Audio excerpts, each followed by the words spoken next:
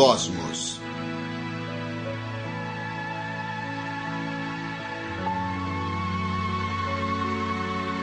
De Carl Sagan.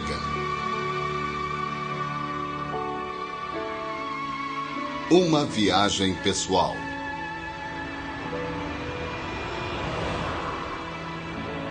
Distribuição Sinapse. Os Segredos de Marte.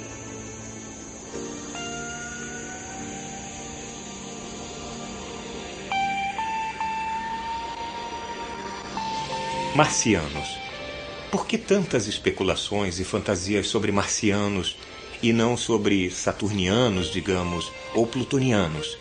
Porque Marte aparenta ser, à primeira vista, muito parecido com a Terra.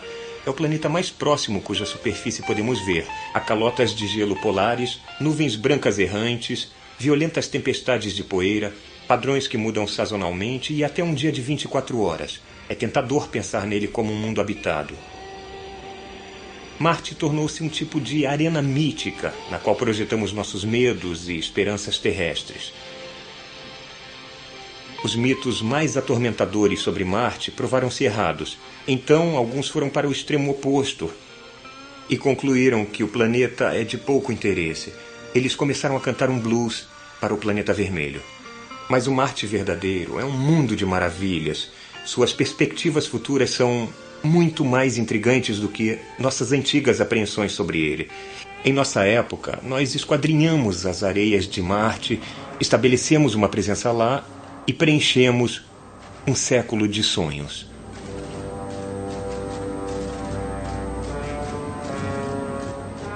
O sonho mais surpreendente sobre Marte foi o de H.G. Wells, que em 1897 escreveu A Guerra dos Mundos. Ninguém iria acreditar, nos últimos dias do século XIX, que este mundo estava sendo observado intensamente e bem de perto por inteligências maiores do que a do homem e ainda mais mortais do que a sua.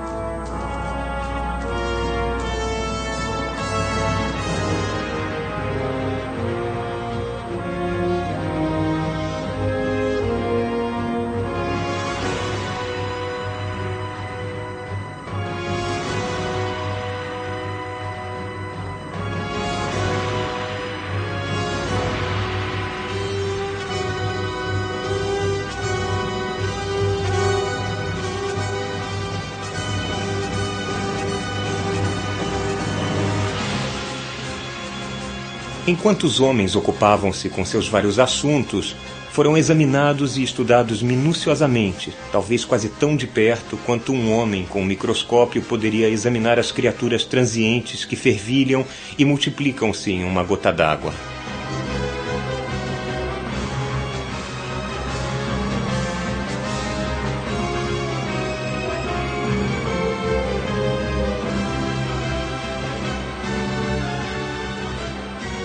Com infinita complacência, os homens iam de um lado para o outro deste globo, cuidando de seus pequenos assuntos, serenos em suas convicções de seu império sobre a matéria.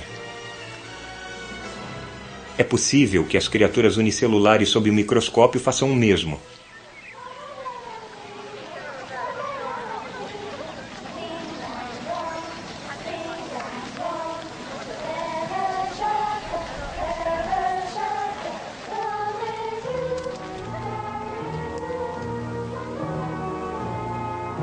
Ninguém pensou nos mundos antigos do espaço como fontes de perigo humano, e nem para rejeitar a ideia da vida neles como impossível ou improvável.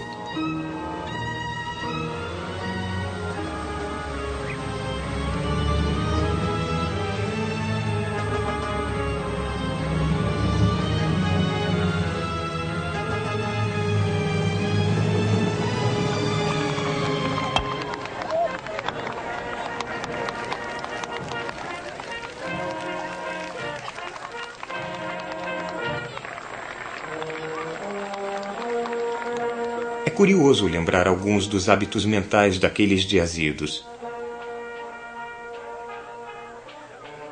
No máximo, os homens da Terra imaginavam haver outros homens em Marte, talvez inferiores a eles e prontos para dar as boas-vindas a um empreendimento missionário. Porém, através do Golfo do Espaço, intelectos vastos, serenos e antipáticos olhavam esta terra com olhos invejosos e lenta e seguramente faziam planos contra nós.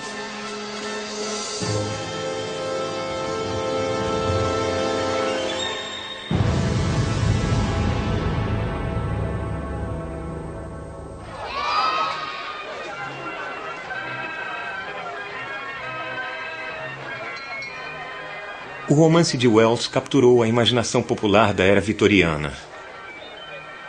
Era uma época em que o automóvel era uma novidade, em que o ritmo da vida era largamente ditado pela velocidade do cavalo.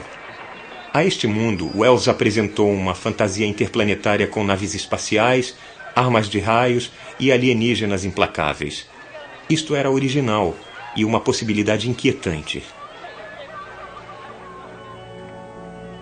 Os marcianos de H. G. Wells não eram meramente variações menores dos seres humanos. Em vez disso, eram um produto evolutivo de um meio ambiente totalmente alienígena.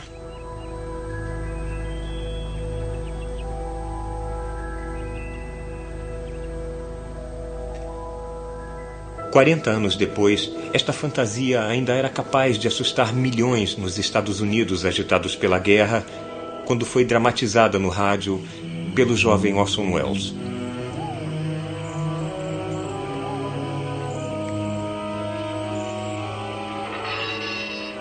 Alguns anos antes de A Guerra dos Mundos ser publicado, uma outra visão muito diferente dos marcianos estava formando-se na mente de um rico morador de Boston chamado Percival Lowell. Os marcianos de H. G. Wells eram um jeito do romancista a examinar a sociedade contemporânea através de olhos alienígenas. Mas os marcianos de Percival Lowell eram, acreditava ele, muito reais. Foi aqui que as alegações mais elaboradas de apoio à vida em Marte foram desenvolvidas. Lowell dedicou-se de modo amador à astronomia quando jovem.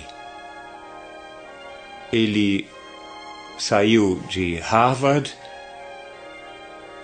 teve uma nomeação diplomática semi-oficial para a Coreia e, fora isso, se engajou nas ocupações usuais da riqueza em sua época.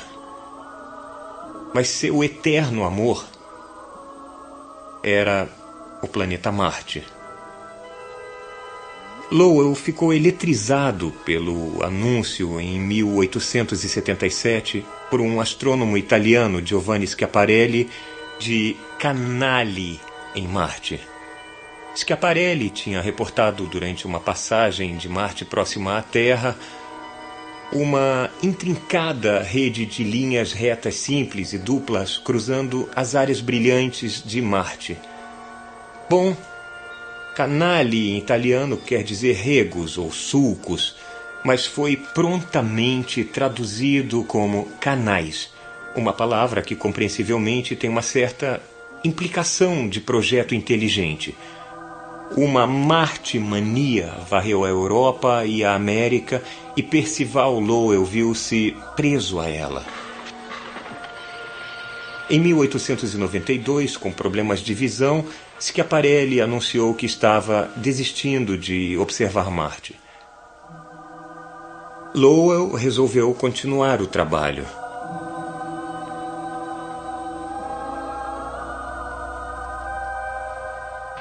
Ele queria um local de observação de primeira ordem, não atrapalhado por nuvens ou luzes de cidades e marcado por boa visão. Visão é o jargão dos astrônomos para uma atmosfera estável, através da qual o tremeluzir de uma imagem no telescópio é minimizada.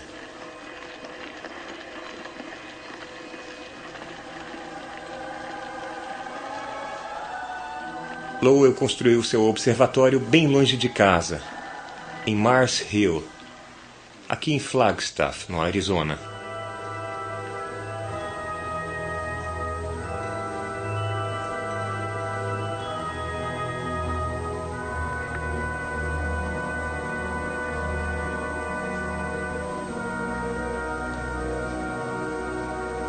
Lowell desenhou os aspectos da superfície de Marte e, particularmente, os canais que o impressionavam tanto. Bom, observações desse tipo não são fáceis. Você fica longas horas no telescópio no frio do início da manhã. Na maior parte do tempo, a visão é de má qualidade. Quando a visão é ruim, a imagem de Marte borra e distorce. E você tem que ignorar o que observou. Mas, ocasionalmente, a imagem firma e os aspectos do planeta brilham maravilhosamente para você. Você deve, então, lembrar do que viu e passar com precisão para o papel. Você tem que deixar os preconceitos de lado e, com a mente aberta, anotar as maravilhas que Marte guarda para nós. Este é o caderno de anotações de Percival Lowell. Aqui está o que ele pensou ter visto. Áreas brilhantes e sombrias, um sinal de calota polar e canais. Muitos e muitos canais.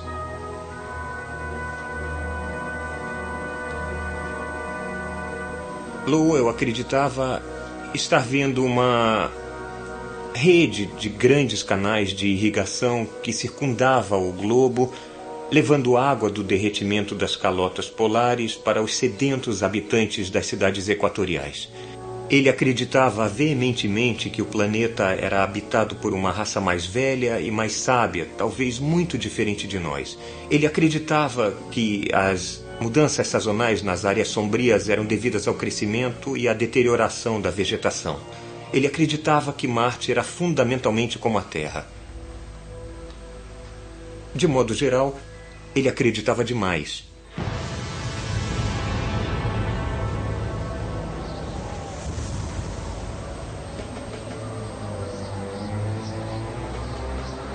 Os marcianos de Lowell eram uma raça moribunda. Suas outrora grandes cidades tinham ficado em ruínas. Lowell acreditava que o clima marciano estava mudando, que a preciosa água estava escorrendo para o espaço, que o planeta estava virando um mundo deserto. Os canais, pensou ele, eram uma última medida desesperada, um esforço heróico de engenharia para conservar a água que escasseava. Mas a tecnologia marciana, embora bem mais avançada do que a nossa, era inadequada para deter uma catástrofe planetária.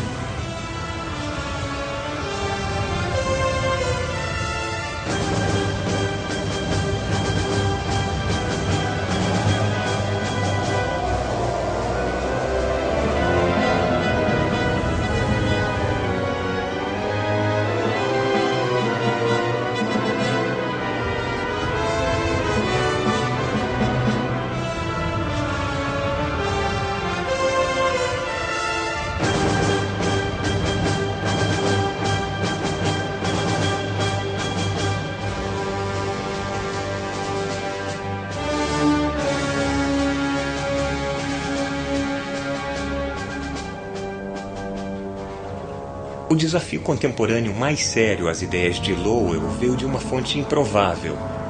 O biólogo Alfred Russel Wallace, co-descobridor da evolução pela seleção natural.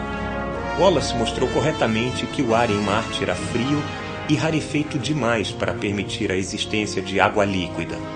Ele escreveu que só uma raça de loucos iria construir canais sob tais condições. Os marcianos de Lowell eram benignos e auspiciosos, até um pouco como deuses, muito diferentes da ameaça malévola proposta por H.G. Wells e Orson Welles em A Guerra dos Mundos. Os dois conjuntos de ideias passaram para a imaginação pública através dos suplementos dominicais, da ficção científica e de agitadas gerações de crianças de 8 anos, ao fantasiarem que, um dia, poderiam viajar para o distante planeta Marte. Eu lembro de ler com fascinação ofegante os romances de Marte de Edgar Rice Burroughs. Eu viajei com John Carter, um cavalheiro aventureiro da Virgínia, até Barsoom, como Marte era conhecido por seus habitantes. Vagando entre bestas de carga chamadas Tots, ganhando a mão da belíssima Deja Torres, princesa de Helium, e ajudando um lutador verde de 3 metros de altura chamado Tars Tarkus, enquanto as luas de Marte deslocavam-se acima em uma noite de verão em Barsoom.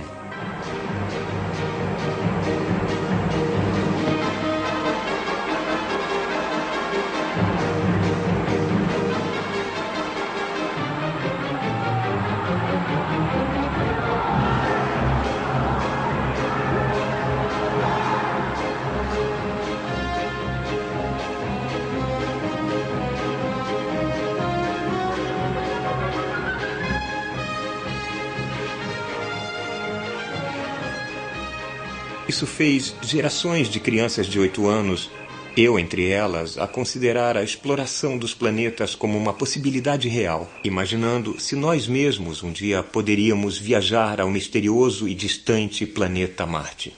John Carter ia para Barsoom ficando em um campo aberto, abrindo as mãos e desejando muito estar em Marte. Eu lembro de passar horas da minha infância ao anoitecer com os braços resolutamente estendidos em um campo aberto, implorando ao que eu acreditava ser Marte para ser transportado para lá. Mas nunca deu certo. Tinha que ter um jeito melhor. E tinha. A estrada real para Marte foi aberta por um garoto que adorava foguetes.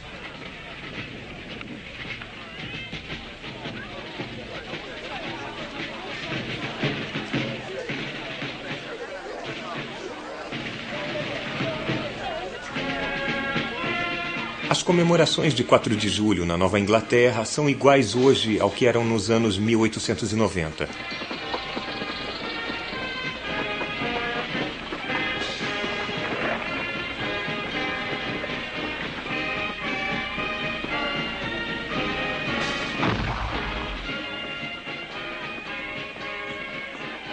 Na época, como agora, o ponto alto das festividades do dia era uma exibição de ativos fogos de artifício.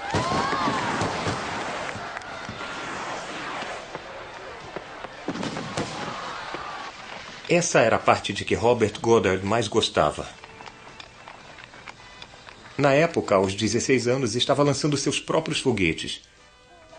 Ele escreveu em seu diário: 4 de julho de 1898. Pra você. Obrigado. Soltei canhões e bombinhas o dia Leve, todo. Robert. À noite disparei 5 foguetes. Vai soltar agora? Vou.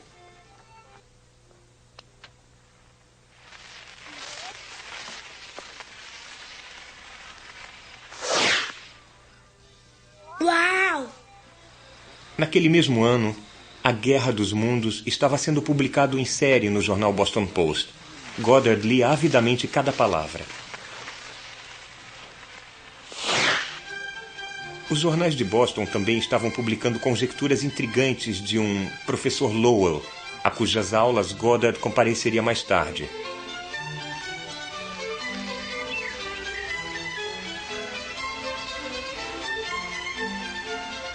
As imagens de Marte descritas por Wells e Lowell seduziram o jovem Goddard. E aos 17 anos, em 19 de outubro de 1899, elas cristalizaram-se em uma visão decisiva que deu direção e propósito à sua vida.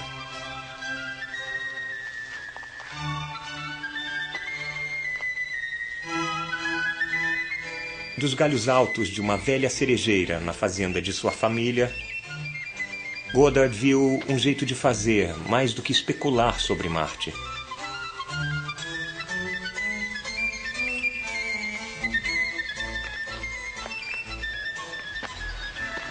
Antes que alguém tivesse voado em um avião ou escutado um rádio, Goddard resolveu inventar uma máquina que viajaria até o planeta Marte.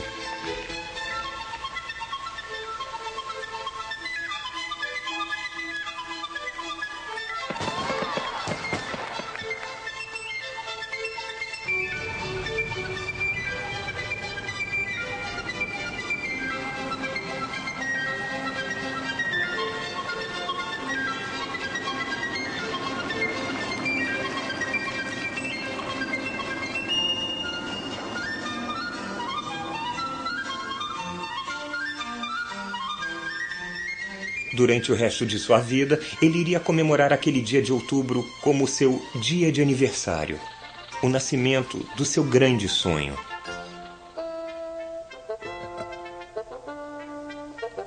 Por volta de 1920, após anos de estudos de física e engenharia, ele estava fazendo experiências com foguetes de combustível líquido.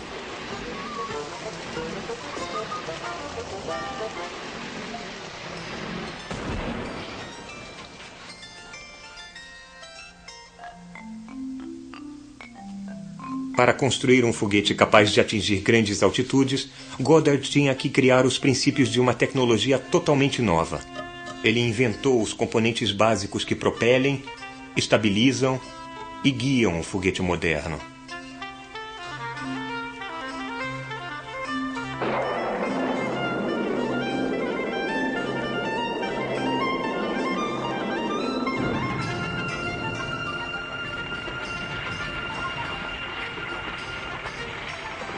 Era um trabalho esmerado e difícil, mas Goddard aceitou com calma os muitos reveses. Ele esquadrinhava os destroços de cada experiência em busca de pistas para guiar a próxima. Constantemente refinando técnicas antigas e inventando novas, ele levou gradualmente o foguete de brinquedo perigoso e o pôs a caminho de tornar-se um veículo interplanetário.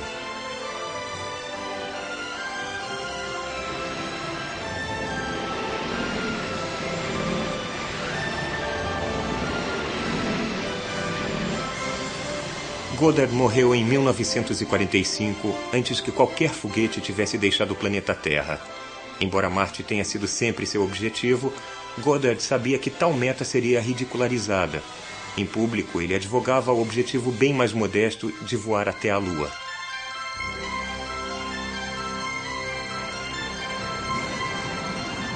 Esses sonhos de menino de viagens à Lua e a Marte, compartilhados por Goddard e seu contemporâneo, um cientista russo chamado Konstantin Tsiolkovsky, foram realizados apenas algumas décadas depois de suas mortes. E aconteceu que o primeiro planeta a ser explorado por foguete foi a Terra.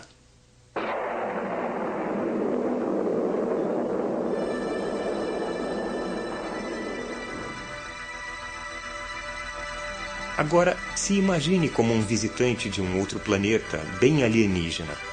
Você aborda a Terra sem preconceitos. O planeta é habitado? Em que ponto você pode decidir? Quando olhamos para o planeta Terra, não há sinais de vida. Temos que examiná-lo com mais atenção. Se há seres inteligentes, talvez eles criem estruturas de engenharia que podem ser vistas a uma resolução de poucos quilômetros.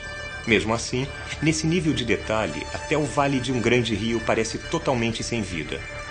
Não há sinal de vida, inteligente ou não, em Washington capital, nem em Moscou, nem em Tóquio ou em Pequim. Se há seres inteligentes na Terra, eles não modificaram muito a paisagem em padrões geométricos regulares a uma resolução de 1 quilômetro. Mas quando aumentamos 10 vezes a resolução, quando começamos a ver detalhes tão pequenos quanto 100 metros de ponta a ponta, o tamanho de um campo de futebol, a situação muda.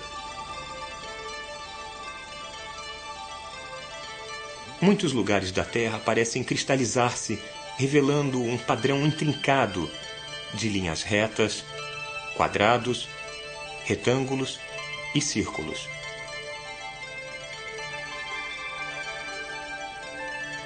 Estradas, canais, padrões de irrigação circular, tudo sugerindo vida inteligente com uma paixão pela geometria euclidiana e pela territorialidade.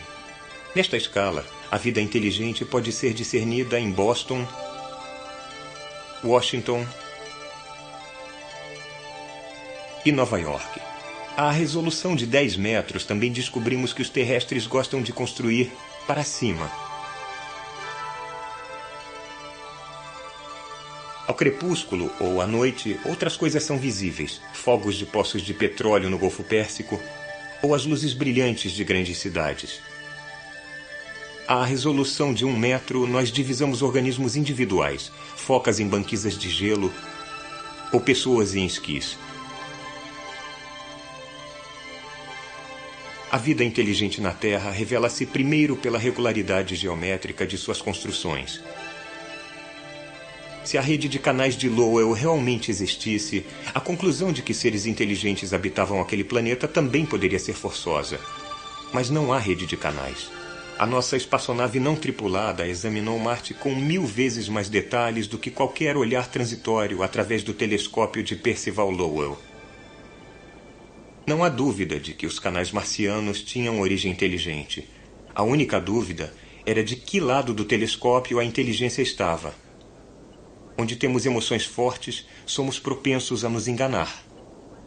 Mesmo assim, mesmo sem os canais, a exploração de Marte evoca o tipo de êxtase que Colombo e Marco Polo devem ter sentido. Nós vemos muitas crateras de impacto, mas não achamos canais, nenhum único. Há linhas falhadas na superfície e padrões complexos de escarpas e vales, mas são pequenos demais e estão nos lugares errados para serem os canais de Lowell. E eles não parecem ter sido construídos. Há muitos sinais de água. Vales de rios antigos serpenteiam entre as crateras. O Vale Nergal, que recebeu o nome do deus da guerra babilônio, tem 1000 quilômetros de comprimento e 1 bilhão de anos. Parece que houve uma época em que Marte era muito mais quente e úmido do que é hoje. Eu fico pensando se já surgiu vida nas águas turvas dessa grande bacia hidrográfica. As águas fluíam na mesma época em que os grandes vulcões do Planalto Tarsis se formaram, antes dos atuais continentes da Terra se formarem. Deve ter sido uma época animada em Marte. Igualmente antigo é o Vale Mariner, um abismo estranho, vasto e enevoado. Se estivesse na Terra, ele se estenderia de Nova York até Los Angeles. Deslizamentos de terra e avalanches erodem lentamente suas paredes que caem no chão do vale. Lá, os ventos removem as partículas e criam imensos campos de dunas de areia. Sinais de ventos fortes estão por todo o planeta Marte. Frequentemente, as crateras têm, formando trilhas atrás delas, longas fileiras de material brilhante ou escuro soprado pelos ventos, venezianas naturais do clima na superfície marciana. Para a areia ser soprada na rarefeita atmosfera marciana, os ventos têm que ser muito fortes, às vezes aproximando-se de metade da velocidade do som. Mas alguns dos padrões são tão estranhos e intrincados que não podemos ter certeza se são causados por areia soprada pelo vento. Há outras marcas estranhas. Solo sulcado, quase lembrando um campo arado gigante com 1 bilhão de anos. E um dos aspectos mais estranhos de Marte, as pirâmides de Elysium, 10 vezes mais altas do que as pirâmides do Egito. Talvez sejam apenas montanhas esculpidas pelos ventos ferozes, mas talvez sejam outras coisas.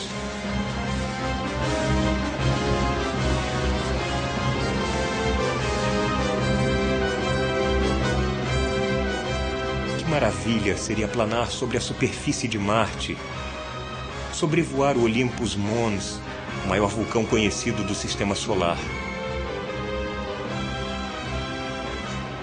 A área de superfície de Marte é exatamente tão grande quanto a área terrestre do nosso planeta. Vai levar um bom tempo até este planeta ser totalmente explorado. O único canal de Percival Lowell que corresponde a alguma coisa real é o Vale Mariner. Com 5.000 quilômetros de comprimento, é um pouco difícil não vê-lo, mesmo da Terra. O Grand Canyon do Arizona caberia em um de seus menores afluentes. Um dia, nós vamos adernar pelos corredores do Vale dos Mariners.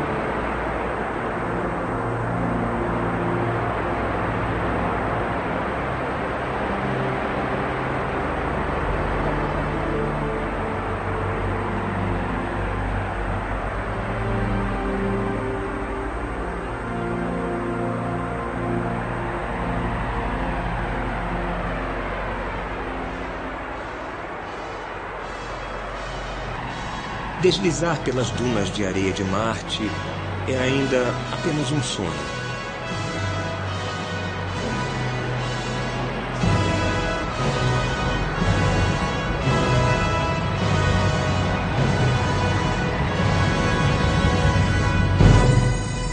Mas nós temos, na verdade, enviado emissários robôs a Marte.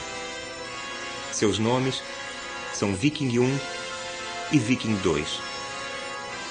O problema era onde pousá-los. Nós sabemos que os vulcões de Tharsis eram altos demais. A rarefeita atmosfera marciana poderia não suportar a descida do nosso paraquedas. O grande Vale Mariner também era áspero e imprevisível. As calotas polares eram frias demais para a usina nuclear do módulo de pouso mantê-lo aquecido. Havia lugares fascinantes que eram altos demais, ou com ventos demais, ou duros demais, ou macios demais, ou ásperos demais, ou frios demais. Nós nos preocupamos com a segurança de cada local de pouso. Talvez tenhamos sido cautelosos demais. Finalmente selecionamos 2 lugares. Um, otimistamente chamado Utopia, para a Viking 2.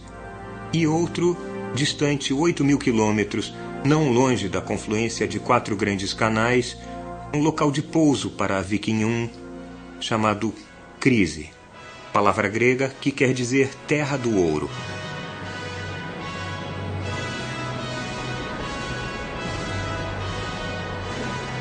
Então, depois de uma viagem de 100 milhões de quilômetros, em 20 de julho de 1976, a Viking 1 pousou bem no alvo, na planície Crise.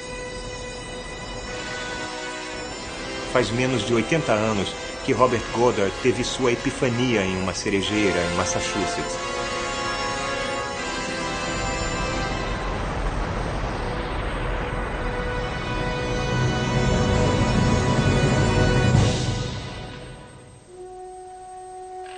Após hibernar por 1 ano durante sua passagem interplanetária, a Viking acordou em um outro mundo. A primeira coisa que ela fez foi ligar para casa, informando a chegada segura. Ela começou a levantar-se de acordo com as instruções memorizadas meses antes. Primeiro, esticou um dedo para testar os ventos marcianos. Depois, flexionando o braço, lançou uma luva protetora. A seguir, a Viking preparou-se para farejar o ar e testar o solo. Finalmente, abriu os olhos para ver seu novo meio ambiente.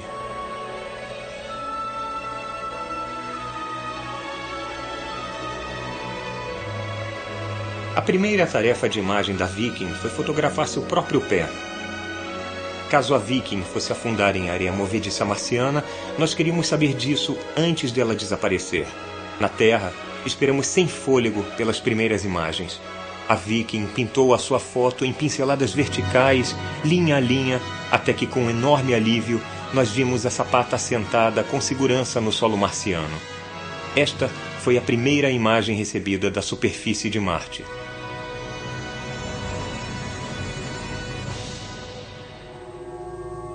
As câmeras em cada módulo de pouso da Viking revelaram um tipo de rocha desértica. Além do próprio módulo de pouso, nós vimos pela primeira vez a paisagem do planeta vermelho. Ele não parecia um mundo alienígena. Havia rochas, dunas de areia e colinas suavemente onduladas, tão naturais e familiares quanto qualquer paisagem da Terra. Para sempre, depois disso, Marte seria um lugar.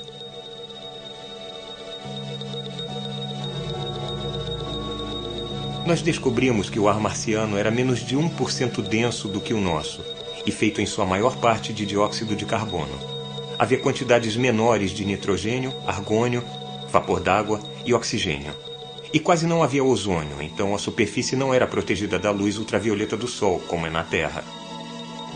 Nos dias mais quentes, ela era distintamente fria e toda noite as temperaturas despencavam para 100 graus abaixo de zero. No inverno, a superfície era polvilhada com uma fina camada de geada.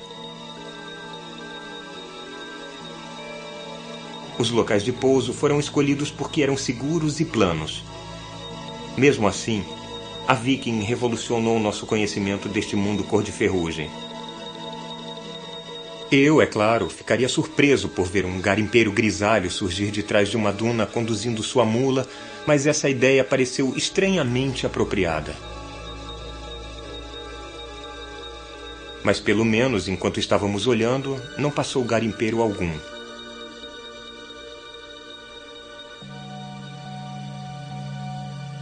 Nós estudamos com um cuidado excepcional cada foto que as câmeras enviavam por rádio.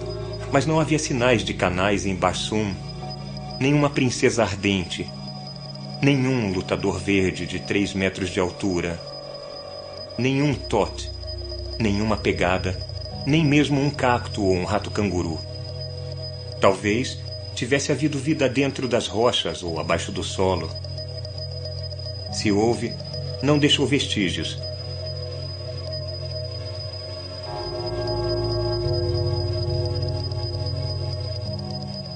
Na maior parte de sua história, a Terra teve micróbios, mas nenhum ser vivo grande o bastante para ser visto. Talvez o mesmo seja verdade em Marte.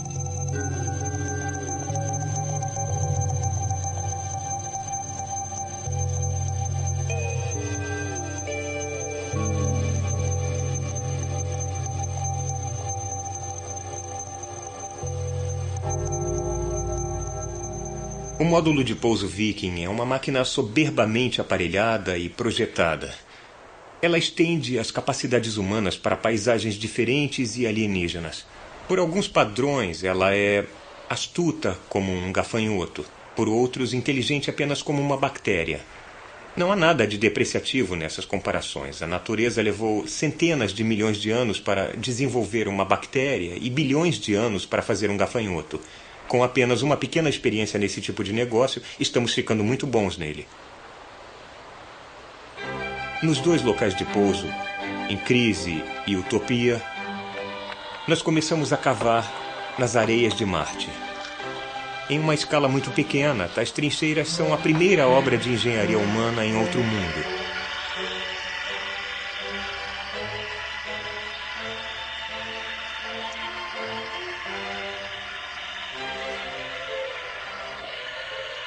O braço robô retira amostras do solo e as deposita em várias peneiras. Então, o solo é levado para 5 experiências, 2 com a química do solo e 3 para procurar vida microbiana. As experiências biológicas da Viking representam um esforço pioneiro na busca por vida em outro mundo.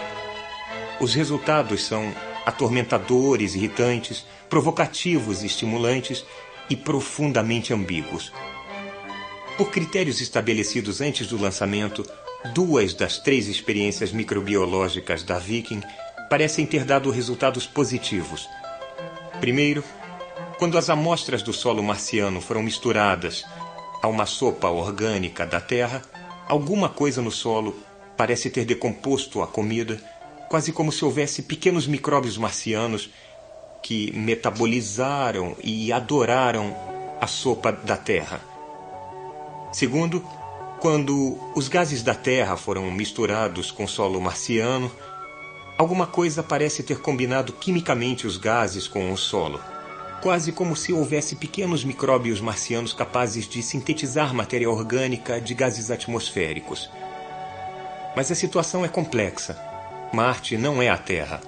Como o legado de Percival Lowell nos lembra, somos propensos a nos enganar.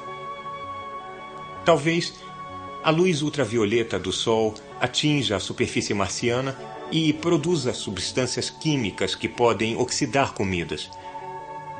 Talvez haja algum catalisador no solo marciano que consiga combinar gases atmosféricos com o solo e fazer moléculas orgânicas.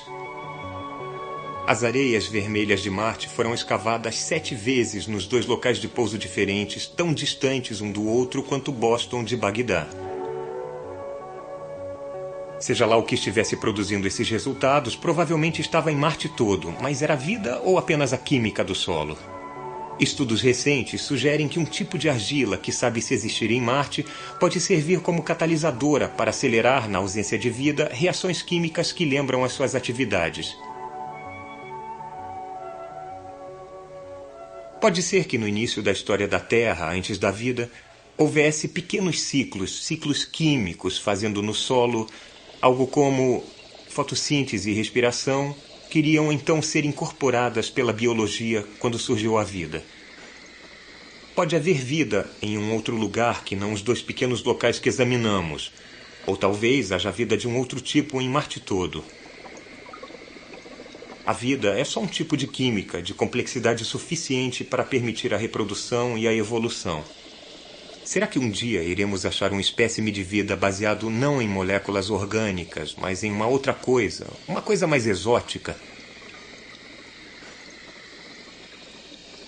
As experiências microbiológicas da Viking descobriram que o solo marciano não é cheio de restos orgânicos de criaturas outrora vivas. Talvez a química reagente da superfície tenha destruído moléculas orgânicas, moléculas baseadas em carbono. Ou talvez não haja vida em Marte e a Viking tenha apenas descoberto um estranho solo químico. Ou talvez haja vida sim, mas ela não é baseada na química orgânica como é a vida na Terra. Pessoalmente, eu acho que não é uma possibilidade muito provável. Eu sou um defensor ferrenho do carbono e admito isso livremente. O carbono é tremendamente abundante no cosmos, visto que faz moléculas orgânicas maravilhosamente complexas que são incrivelmente boas para a vida. Eu também sou um defensor ferrenho da água. Ela é um solvente ideal para as moléculas orgânicas e permanece líquida em uma extensão muito grande de temperaturas. Mas, às vezes, eu penso, a minha afeição por estes materiais tem algo a ver com o fato de eu ser feito principalmente deles. Nós somos baseados em carbono e água porque estes materiais eram abundantes na Terra na época da origem da vida? Pode a vida em outro lugar ser baseada em materiais diferentes? Eu sou uma coleção de moléculas orgânicas chamadas Carl Sagan. Você é uma coleção de moléculas quase idênticas com uma etiqueta coletiva diferente. Mas isso é tudo? Não há nada aqui dentro além de moléculas? Tem gente que acha essa ideia um tanto humilhante para a dignidade humana. Mas eu acho enobrecedor e divertido descobrir que vivemos em um universo que permite a evolução de máquinas moleculares tão intrincadas e sutis como nós. A essência da vida não são apenas os átomos e pequenas moléculas que há em nós. Também são o modo, o ordenamento, o jeito como essas moléculas são reunidas. Às vezes, nós lemos que os produtos químicos que formam um corpo humano valem no mercado aberto apenas 97 centavos ou $10 ou algo assim. E é muito deprimente saber que nossos corpos são avaliados por tão pouco. Mas essas estimativas são, para os humanos, reduzidas aos nossos componentes mais simples possíveis. Que coisa toda é esta à minha frente? São exatamente os átomos que formam os corpos humanos e também nas proporções certas. Nós somos feitos na maior parte de água, e isso não custa quase nada. O carbono é contado como carvão. O cálcio de nossos ossos é giz. O nitrogênio em nossas proteínas é ar líquido. O ferro em nosso sangue são pregos enferrujados, um pouco de fósforo e alguns traços de elementos. Se não soubéssemos mais coisas, poderíamos ficar tentados a pegar todos esses átomos e misturá-los em um recipiente assim.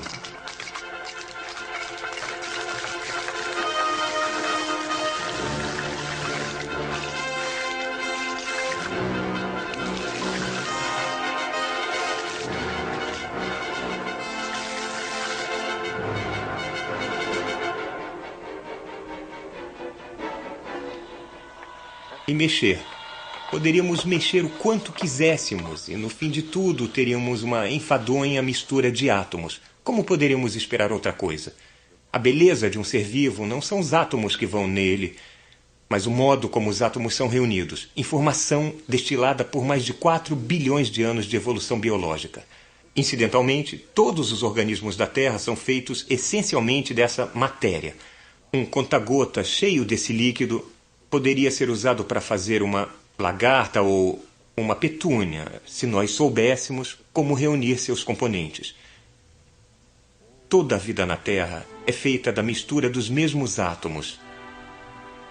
Em outro planeta, os frascos da vida podem estar cheios de átomos muito diferentes e pequenas moléculas. Mas eu acho que as formas de vida em muitos mundos vão consistir, de um modo geral, dos mesmos átomos que são populares aqui. Talvez até das mesmas grandes moléculas. Então eu não acredito que possamos salvar a ideia da vida em Marte apelando para produtos químicos exóticos. Às vezes ouvimos falar de possíveis formas de vida nas quais o silício substitui o carbono, ou talvez a amônia líquida substitui a água. Mas às temperaturas marcianas não parece haver alguma molécula plausível baseada em silício que possa carregar um código genético. E a amônia só é líquida sob pressões altas e temperaturas baixas. Um dia, num futuro distante, poderemos ter uma coleção de frascos, cada um contendo a bioquímica elementar de um outro mundo. Eu não sei se haverá um escrito Marte. Mas se houver, aposto que estará cheio de moléculas orgânicas.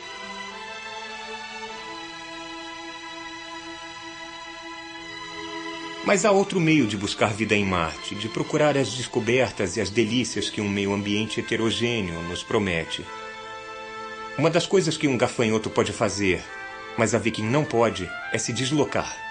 Nós pousamos nos locais mais tediosos de Marte. Por todas as sólidas descobertas científicas e sinais atormentadores que a Viking forneceu, sabemos que há um número enorme de locais muito mais interessantes no planeta. Nós precisamos de um veículo ambulante com experiências avançadas em biologia e química orgânica, capaz de pousar nos locais seguros, porém tediosos, e se deslocar para os locais interessantes.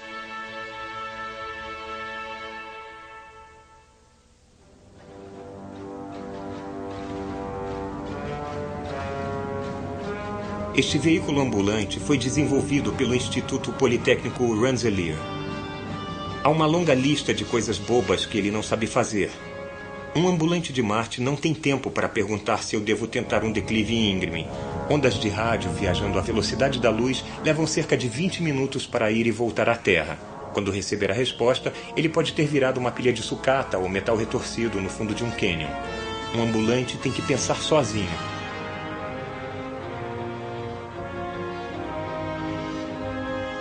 Imagine um ambulante com olhos de laser como este, mas cheio de instrumentos biológicos e químicos sofisticados, braços para colher amostras, microscópios e câmeras de televisão perambulando pela superfície de Marte.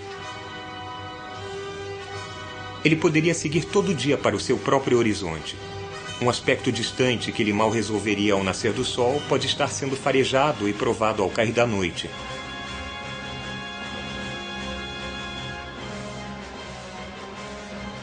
Bilhões de pessoas veriam a aventura desenrolar-se em seus aparelhos de televisão, enquanto o ambulante explora o leito de antigos rios ou aproxima-se cuidadosamente das enigmáticas pirâmides de Elysium. Uma nova era de descobertas iniciar-se-ia. A maior parte da espécie humana testemunharia a exploração de um outro mundo.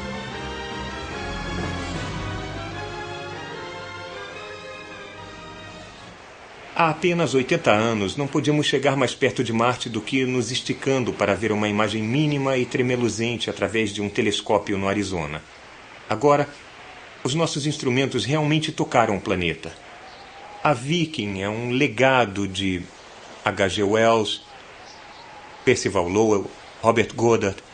A ciência é um empreendimento participativo que abrange gerações. Quando ela nos permite ver o lado mais distante de um horizonte novo, nós lembramos daqueles que prepararam o caminho, vendo por eles também. Em cada módulo de pouso há um microponto no qual estão escritos os nomes dos 10.000 homens e mulheres responsáveis pela excelente conquista da Viking. Um dos nomes nesse microponto é o de um amigo meu, um notável microbiologista chamado Wolf Wishniak. Ele foi a primeira pessoa a construir uma máquina para procurar micróbios em outro mundo. Seus amigos a chamavam de armadilha de lobo.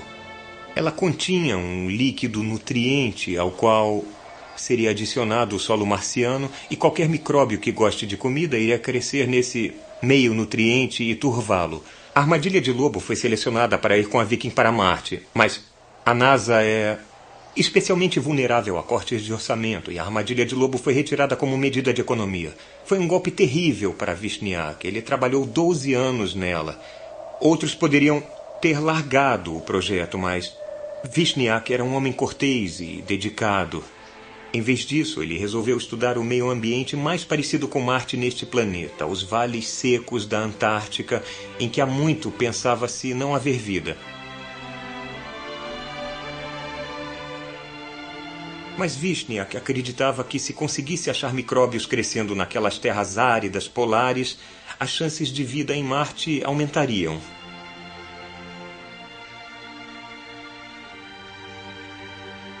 Então, em novembro de 1973, Vishniac foi deixado em um vale remoto nas montanhas Asgard, na Antártica. Ele montou centenas de pequenos coletores de amostras, versões em miniatura das experiências microbiológicas da Viking. Em 10 de dezembro, ele deixou o acampamento para pegar algumas amostras e jamais voltou. Ele tinha ido para uma área inexplorada. Parece ter escorregado no gelo e caiu de mais de 100 metros. Talvez algo tenha chamado sua atenção. Um provável habitat de micróbios ou um pedaço de verde onde não deveria haver. A última anotação em seu caderno foi Estação 202 recuperada. 22 horas e 30. Temperatura do solo, menos 10 graus. Temperatura do ar, menos 16 graus. Seria uma temperatura típica de verão em Marte. Algumas de suas amostras do solo foram mais tarde recuperadas e os colegas de Vishniac descobriram que realmente há vida nos vales secos da Antártica, que a vida é ainda mais tenaz do que imaginávamos. Esse fato pode vir a ser muito importante para a futura história de Marte.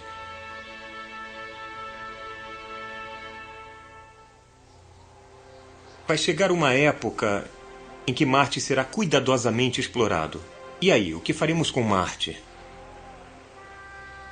Se houver vida em Marte, aí acredito que não devemos fazer nada para perturbar essa vida. Marte, então, pertence aos marcianos, mesmo que sejam micróbios. Mas suponha que Marte seja de fato sem vida. Seremos nós, em certo sentido, capazes de viver lá, de tornar Marte habitável como a Terra? Poderíamos fazer um outro mundo ficar como a Terra? Por mais lindo que Marte seja, isso com certeza traz problemas para nós. Há muito pouco oxigênio, não há água líquida e há luz ultravioleta demais. Tudo isso poderia ser resolvido se pudéssemos fazer mais ar. Com pressões atmosféricas maiores, a água líquida tornar-se-ia possível. Com mais oxigênio, seríamos capazes de respirar a atmosfera e o ozônio se formaria para proteger a superfície da luz solar ultravioleta. A evidência de água líquida no passado sugere que Marte já teve uma atmosfera densa, que não pode ter escapado toda para o espaço. Ela tem que estar em algum lugar do planeta. No subsolo de gelo, com certeza, porém mais acessível nas atuais calotas polares. Para vaporizar as calotas de gelo, temos que aquecê-las, de preferência cobrindo-as com alguma coisa escura para absorver mais luz do sol. Essa coisa teria que ser barata e capaz de fazer cópias de si mesma. Bom, essas coisas existem. Nós as chamamos de plantas. Nós iríamos precisar desenvolver, por seleção artificial, plantas escuras que poderiam sobreviver no severo meio ambiente de Marte.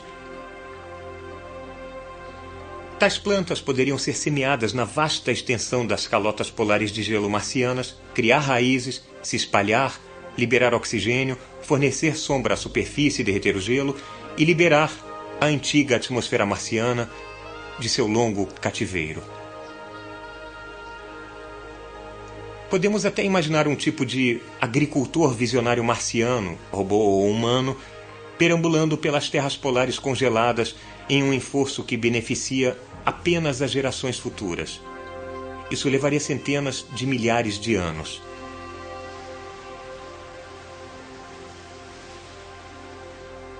Podemos então querer levar a água liberada do degelo das calotas polares para as regiões equatoriais mais quentes.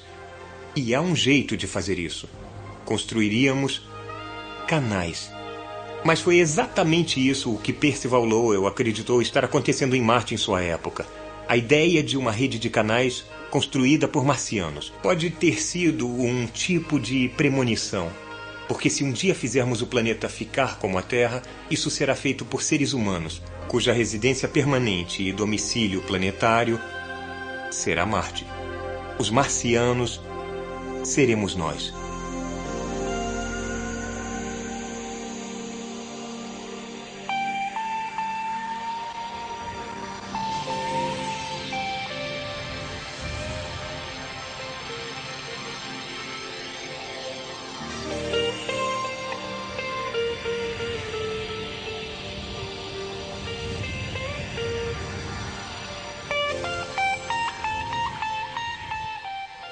Cosmos Atualização. Marte hoje é totalmente irrelevante para o meio ambiente global da Terra. Sua superfície antisséptica é um alerta do que acontece quando não há uma camada de ozônio. Suas grandes tempestades de areia e o resultante resfriamento de sua superfície desempenharam um papel na descoberta do inverno nuclear, a mudança catastrófica no clima da Terra predita para seguir-se a guerra nuclear. Então, se você não tem um pingo de espírito aventureiro, ainda assim faria sentido apoiar a exploração de Marte. Nos anos recentes, tem havido um maremoto de interesse em organizar a primeira expedição de seres humanos para ir ao planeta Marte. Primeiro, precisamos de mais missões robóticas, incluindo ambulantes, balões e missões que voltem com amostras. E de mais experiência em voos espaciais de longa duração. Mas, finalmente, se tudo der certo, a nave interplanetária ou naves seriam construídas na órbita da Terra e lançadas para a longa viagem até Marte. Então, um módulo de pouso desceria na superfície. A tripulação surgiria deixando os primeiros passos humanos em outro planeta. Isso seria muito caro, é claro, a não ser que outras nações dividissem o custo. O item-chave em minha mente é se as necessidades inadequadas aqui na Terra devem ter prioridade. Mas essa é uma questão mais apropriadamente dirigida aos orçamentos militares. Agora, $1 trilhão por ano no mundo todo. Pode-se comprar muita coisa. As justificativas para o empenho de Marte têm sido dadas em termos de exploração científica, desenvolvendo a tecnologia, a cooperação internacional, a educação, meio ambiente. Alguns veem isto como a resposta óbvia ao chamado do futuro. Alguns acham até que devemos investigar acidentes geográficos enigmáticos, inclusive um que lembra um rosto humano enorme. Pessoalmente, eu acho que este, como centenas de outras mesas em blocos de lá, seja esculpido pelos ventos de alta velocidade. Mas já que vamos lá mesmo, não faz mal dar uma olhada. Um grupo notável e variado de líderes norte-americanos endossou a meta de Marte. Eu imagino os emissários da Terra, cidadãos de muitas nações, perambulando pelo vale de um antigo rio em Marte, tentando entender como um mundo tão parecido com a Terra tenha entrado em uma era de gelo permanente e procurando sinais de antiga vida ao longo das margens dos rios. A longo prazo, o significado de tal missão não é nada menos do que a conversão da humanidade em uma espécie multiplanetária. Versão brasileira MG Studio.